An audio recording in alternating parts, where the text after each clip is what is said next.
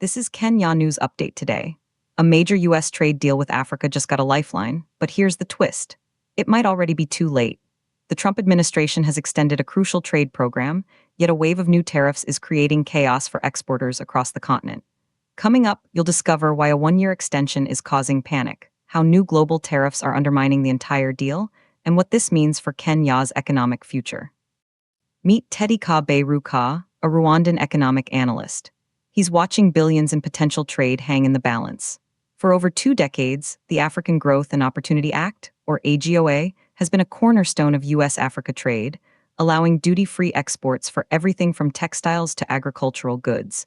But here's what nobody's talking about. The program actually expired last September. The extension announced earlier this month is retroactive, a temporary fix that applies only through the end of 2026. And then, something shocking happened. The U.S. Congress initially approved a 3-year extension, but the Senate slashed it to just 1 year before it reached President Trump's desk. This move has left the long-term future of U.S. Africa trade shrouded in deep uncertainty.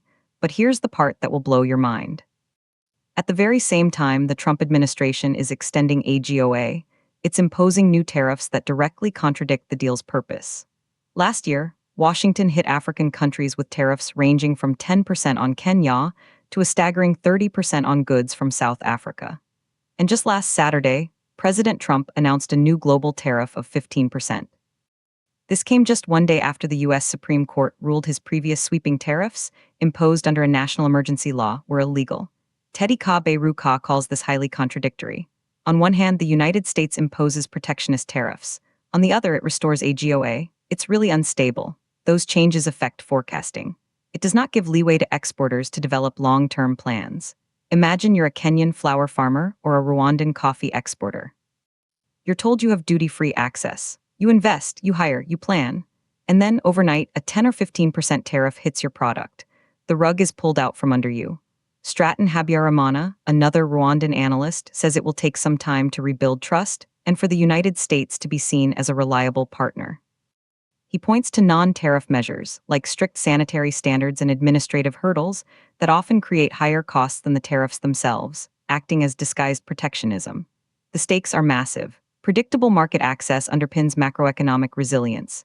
It enables governments to plan, firms to invest, and workers to build livelihoods with confidence. Without it, entire industries are left in limbo. The implications are huge and controversial. Some see the AGOA extension as a vital lifeline for African economies. Others see it as a hollow gesture, completely undermined by unpredictable tariff policies from the Trump White House. This leaves one burning, unanswered question. If the U.S. is simultaneously opening and closing the door to trade, can African nations ever truly rely on it as a stable partner? Do you think the Trump administration's trade policy is helping or hurting Kenya's economy? Drop your take in the comments.